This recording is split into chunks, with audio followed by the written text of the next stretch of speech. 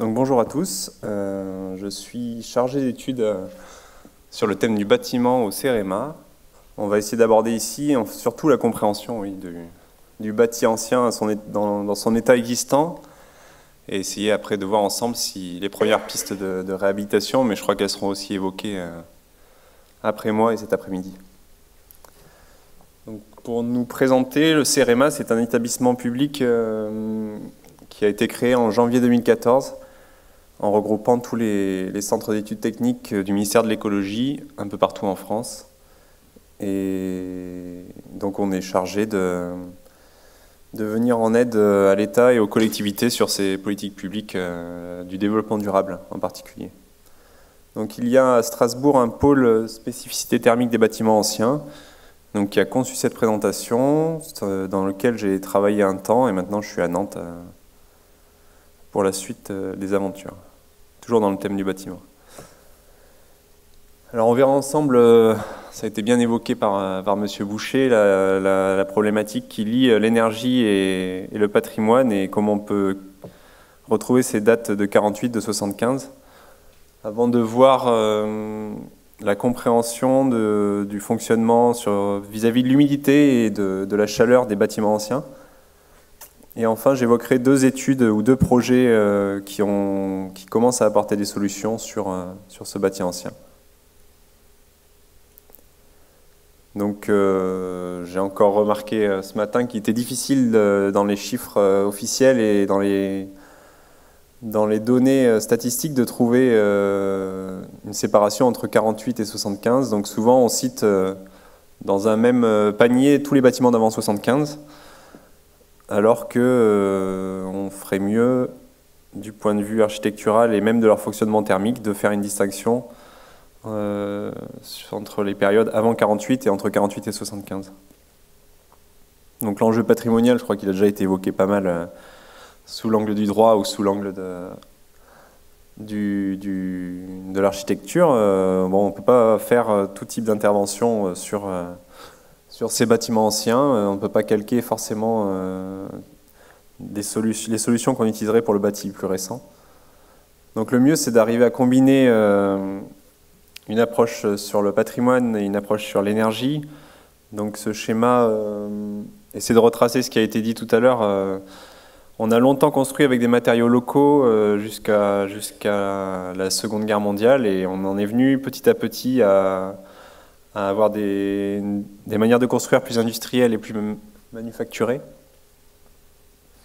Et donc, après 48, on a commencé à construire avec ces nouveaux matériaux. Et en 1975, on a eu la première réglementation thermique qui concernait les bâtiments neufs et qui a évolué depuis tous les 5 ans environ. Donc, ça a été dit aussi... sur le camembert de gauche, vous avez la part de chaque époque en ce qui concerne les logements en France. Donc on est à peu près à un tiers de chaque époque, avant 48 et de 48 à 75. Bon, après, les destructions et les reconstructions feront que cette part va peut-être évoluer, en particulier peut-être sur les proportions de 48-75 et après 75. Et en termes de spécificité thermique, les anciens bâtiments dans les centres-villes, dans les centres anciens ou les bâtiments haussmanniens ont souvent une bonne qualité de bâti et la preuve, ils ont résisté très longuement au temps. Par contre, ils ont souvent des huisseries d'assez mauvaise qualité, donc ça peut être, elles ont la qualité de leur défaut qui est de laisser passer l'air alors qu'il n'y a pas de ventilation, c'est déjà un petit avantage, mais... La plupart du temps, le bois a moins bien résisté forcément au temps que les pierres et que la terre. Les constructions d'après-guerre, donc il a fallu reconstruire vite et pour un grand nombre de logements et donc ça a été fait avec des techniques nouvelles et qui ne visaient pas à répondre à des qualités thermiques particulières. L'important était de loger les gens et d'avoir une qualité sanitaire intéressante. Et donc après 75, avec les nouvelles réglementations thermiques, on a amélioré petit à petit les exigences sur ce bâti contemporain, même si, ça a été dit juste avant, on retrouve en Loire-Atlantique tout ce qu'on retrouve sur le reste de la France. Le tertiaire récent, on on voit déjà apparaître une inadaptation des techniques utilisées du point de vue du confort thermique. Donc le verre et l'acier ne font pas toujours le bonheur des occupants. Alors si on essaie d'obtenir quelques clés ensemble sur le comportement thermique du bâti ancien, on pourrait... donc ça, la plupart de ces diapos, ce sont des enseignements tirés de savoirs ancestraux des architectes et des bâtisseurs, mais aussi d'études plus récentes sur les bâtiments anciens, donc les projets battants, par exemple, réalisés en partie par le CEREMA, et pour le compte souvent du ministère de l'écologie, avec Maison Paysanne de France. Et donc la plupart des visuels sont issus aussi des fiches ATEBA que j'évoquerai ensuite.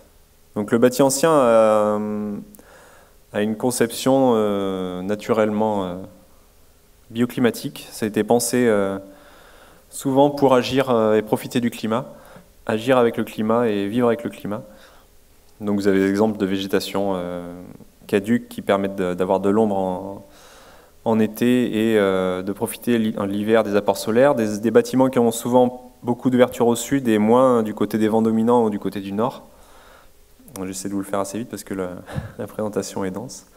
On a également une conception bioclimatique à l'intérieur des bâtiments. Donc les espaces sont pensés pour... donc là c'est l'exemple d'une maison qu'on avait étudiée dans les Alpes-Maritimes, il me semble. Pour le confort d'été, on fait en sorte d'avoir une circulation d'air assez performante lorsqu'on ouvre les fenêtres. Là, on le voit peut-être pas trop, mais la façade située sur la gauche, donc au sud, est beaucoup plus ouverte que la façade au nord, où on est contre la colline, avec des espaces tampons qui permettent de protéger un peu des vents froids et du froid l'hiver. Donc on retrouve ça souvent dans l'architecture rurale, des pièces de vie au sud et des espaces tampons un peu plus au nord et dans les endroits exposés. Donc ça peut être sur l'orientation, ça peut être aussi sur les vents, surtout en bord de mer par exemple. Et l'une des spécificités, ça a été dit aussi tout à l'heure, on a souvent eu recours à des matériaux qui étaient mobilisables à distance de charrue, on pourrait dire, ou de bord de Loire, quand on a la chance d'avoir un fleuve qui peut amener des matériaux. Donc des matériaux qui peuvent être de la terre, du bois, beaucoup de bois, et les pierres et les briques qu'on trouve dans certaines régions, selon le sol, s'il est argileux ou granitique, calcaire. Du point de vue thermique, ce qu'on a beaucoup remarqué dans les études et ce qu'on peut assez instinctivement repérer dans les bâtiments anciens, c'est qu'on a une forte inertie des parois, une inertie thermique importante, donc ce qui veut dire que quand on est dans un bâtiment ancien, on a à la fois un déphasage dans le temps entre un pic de chaleur, par exemple l'été que vous auriez à l'extérieur, et la chaleur ressentie à l'intérieur. Souvent le chaud n'a pas le temps d'atteindre la maison, que c'est déjà la nuit et qu'on peut aérer pour faire décharger ses murs. Et donc il y a une capacité à amortir aussi ces pics de chaleur. Donc c'est deux manières de caractériser l'inertie dans ces bâtiments, avec un petit bémol sur certains types de bâtis, comme le pan de bois étorché, qui du fait de leur faible épaisseur apportent moins d'inertie que des bâtis en pierre très épais. Et donc ce sont des matériaux et des techniques constructives sensibles à l'humidité. Et ce qui vient nous amener à un point assez important. Donc, il y a tout un tas de sources d'humidité qui peuvent affecter le bâti ancien.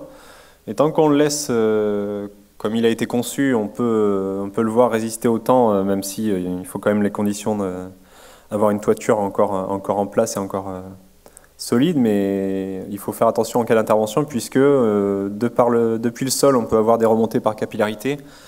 Depuis l'intérieur des bâtiments, avec les usages qui multiplient l'humidité dans les logements actuellement, on a une grande source d'humidité également, et bien sûr la pluie à l'extérieur.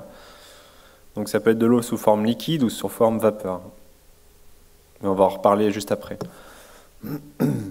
Et donc pour conclure sur ce comportement général, à gauche vous avez un schéma qui récapitule sur le comportement du bâti ancien, et à droite du bâti moderne.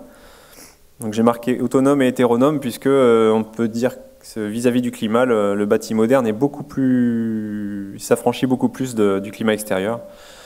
Il ne cherche pas à en avoir les apports gratuits ni les inconvénients, donc on ne ventile plus par les fuites d'air comme c'était le cas dans le bâti ancien, mais par une ventilation contrôlée qui, quand il fait chaud l'été, on cherche parfois à mettre des systèmes de climatisation, alors que dans le bâti ancien, on essaie de se protéger avec l'ombre, l'orientation, la conception des ouvertures, la végétation environnante.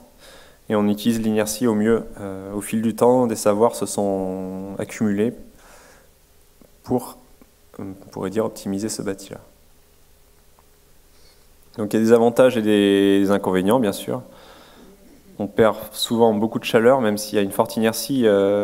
Ces parois anciennes ne sont pas isolées, elles ont beau être épaisses, il faut rester honnête par certains points. Une grande épaisseur de pierre, en particulier les pierres les plus dures, est quand même assez conductrice de chaleur, et donc on perd pas mal de chaleur. Et on a une sensation au contact de ces parois qui peut être désagréable parfois. Donc ça peut être le cas dans le bâti en granit en Bretagne ou même en Loire-Atlantique. Et dans les avantages, donc cette conception bioclimatique que j'ai évoquée tout à l'heure.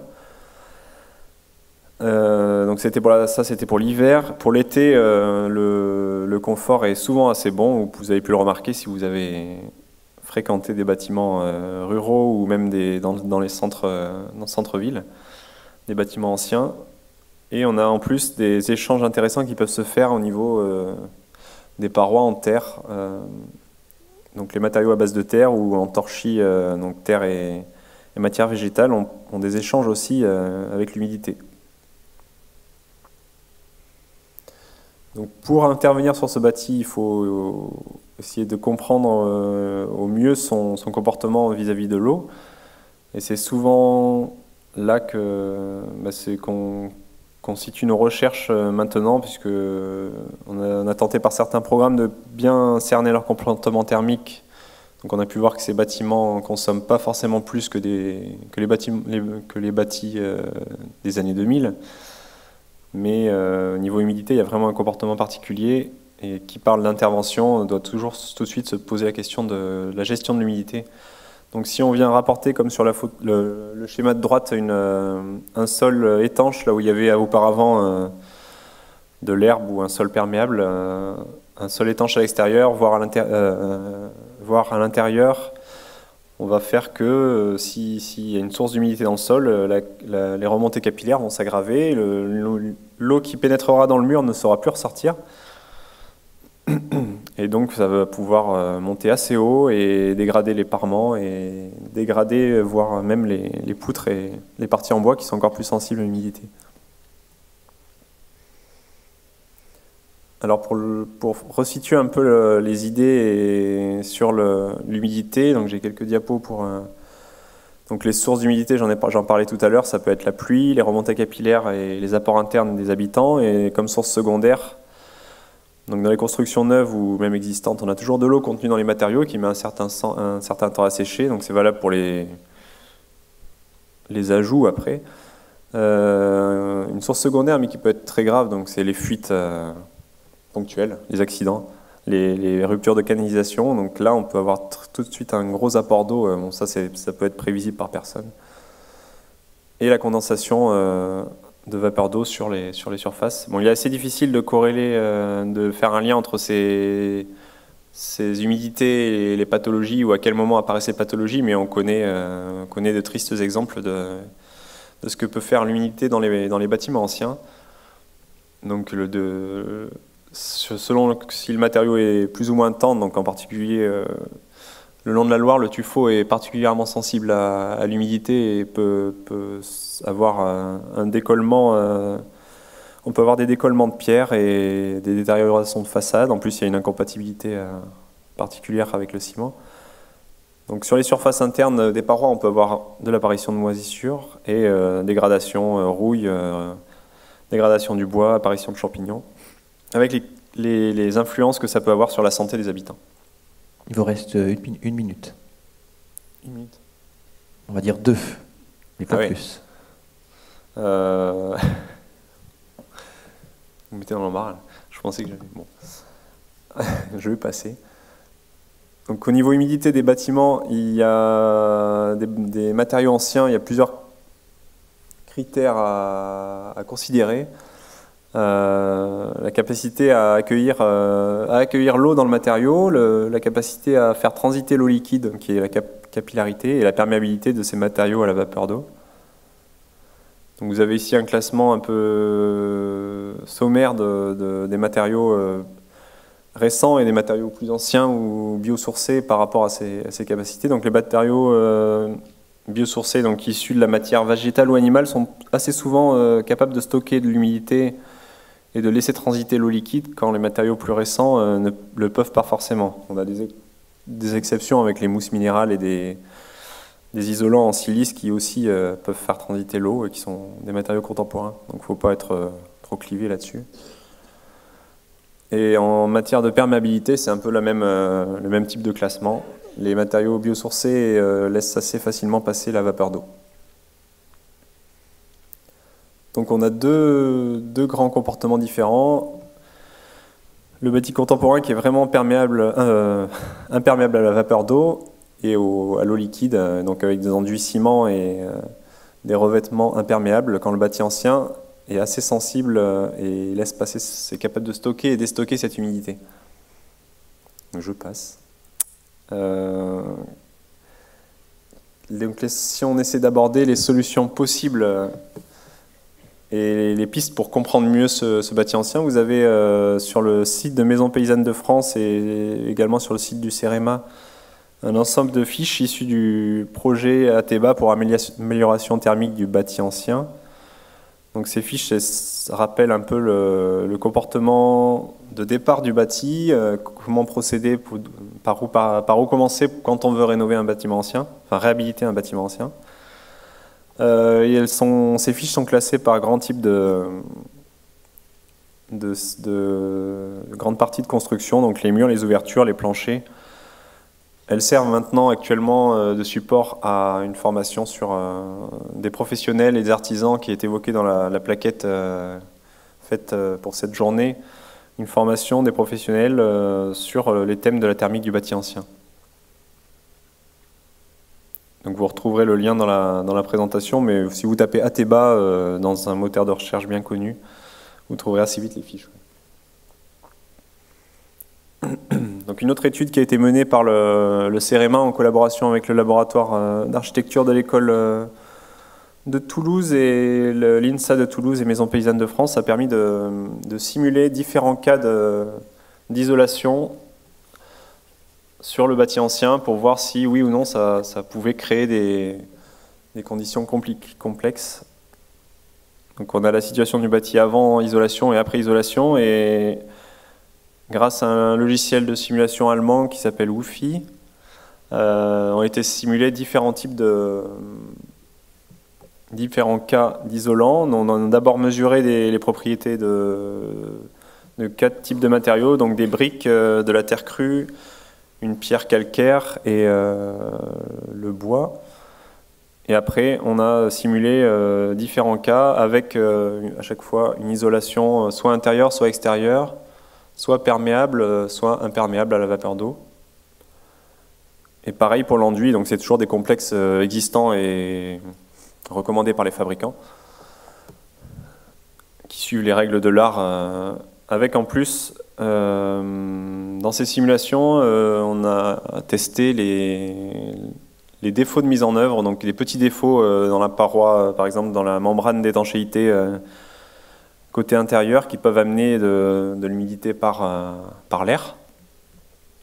Et de l'extérieur, pareil, des petits défauts qui peuvent faire que la pluie s'infiltre dans la paroi. Et on a essayé de regarder pour chaque cas, je vais avancer, si ces défauts amènent à la paroi une teneur en eau trop importante dans la paroi, ou si la paroi est au contraire capable de sécher avec le temps.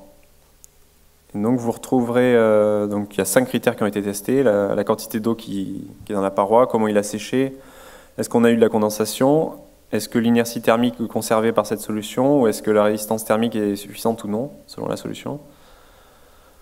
Et donc si vous allez voir sur le site du CEREMA, vous pourrez trouver des cahiers pour chaque matériau étudié. Donc un cahier sur la brique, un cahier sur la terre crue, un cahier sur la pierre et un cahier sur le torchis pan de bois. Donc c'est assez didactique. Ça a été fait pour quelqu'un qui se pose une question sur un... soit si je mets l'isolation par extérieur, qu'est-ce que j'obtiens sur ces 5 critères? Donc vous avez un code couleur, comme vous pouvez le voir sur la droite, rouge quand ça dépasse la teneur souhaitable, orange quand c'est tangent, quand c'est médian, et vert quand c'est bon, avec en plus un code sur l'inertie thermique, est-ce qu'elle est conservée ou non. Et donc souvent ce qui ressort, alors c'est difficile d'avoir des enseignements généraux sur le bâti ancien, et encore plus de le modéliser et de faire confiance à toutes les modélisations qu'on peut faire. Mais ce qui ressort, c'est que le plus inoffensif souvent, c'est... Bon, les limites, vous les aurez sur les diaporamas. Le plus souvent, malheureusement, pour le patrimoine, l'isolation thermique par l'extérieur est préférable pour la pérennité du bâti. Après, c'est les stricts enseignements sur l'humidité. Bien sûr, du point de vue du patrimoine, c'est vraiment pas souvent souhaitable. L'isolation thermique par l'intérieur peut induire des risques un peu plus importants. Donc le mur n'est plus capable de sécher, les condensations surviennent plus souvent, puisque quand on met une isolation par l'intérieur, la paroi, le mur qui était tout le temps à chaleur en contact avec l'intérieur, devient maintenant très froid et on peut avoir de la condensation qui apparaît. Et il n'arrive plus à sécher, donc selon qu'on met un isolant à l'intérieur ou un enduit imperméable à l'intérieur. Alors il y a quand même des limites. L'isolation thermique par l'extérieur n'est pas toujours sans problème. Si on a vraiment 2 complexes étanches de chaque côté, bien sûr, le mur n'arrivera plus à sécher. On aura pu le savoir sans simulation. Et au niveau isolation thermique par l'intérieur, si on la met en œuvre, il faut quand même veiller à limiter toutes les sources d'humidité, venant soit du sol, soit de l'intérieur. Donc essayer de poser au mieux les membranes qui sont recommandées, assurer une bonne ventilation du logement et si on isole par l'intérieur, vraiment privilégier des matériaux, qu'ils soient biosourcés ou plus contemporains, des matériaux qui sont perméables à la vapeur d'eau, associés à un enduit à la chaux plutôt qu'un enduit ciment, bien sûr. Donc il y a des limites à cette étude, c'était des premières simulations, et il y a des nouveaux projets de recherche, un nouveau projet de recherche en cours sur le sujet, qui teste des modèles qui vont un peu plus loin. Donc c'est le projet UMI-BATEX, qui est aussi cité dans la plaquette, donc qui est financé par l'Agence nationale de la recherche et qui met en œuvre pareil, des simulations, mais avec des modèles un peu plus développés, puisqu'on est... cette étude d'Hygroba est terminée en 2014, je crois. Et l'étude UMI-BATEX est encore en cours. Il y a des simulations qui sont faites et qui doivent apporter normalement un guide de préconisation sur quel matériau utiliser pour le bâti ancien, mais on n'aura peut-être pas toutes les réponses, bien sûr, à la suite de cette étude. Et je crois que sur le site du CSTB, il y a déjà un état de l'art sur la connaissance de l'humidité et le bâti ancien qui sera disponible très prochainement. Donc, où trouver ces fiches Hygroba? Pareil, vous tapez ça dans le moteur de recherche ou vous allez sur le site du CT de l'Est, du CEREMA, la direction territoriale Est. Et localement, on a eu aussi une action évoquée dans la plaquette dans l'interview de M. Luc Van Nieuwenhuis, je ne sais pas comment on prononce.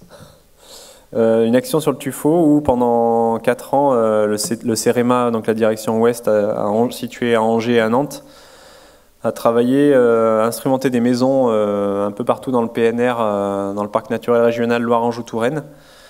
Des maisons avant, après réhabilitation, pour voir comment se comportait le bâtiment après isolation. Est-ce qu'on gagnait en confort thermique? Est-ce que l'humidité était plus importante? Là encore, pas de réponse toute faite, ça dépend de chaque cas, et chaque cas a son diagnostic, mais il y a quelques enseignements intéressants que vous pourrez retrouver sur le site du CEREMA, et aussi sur des fiches conseils sur le site du PNR Loire-Anjou-Touraine.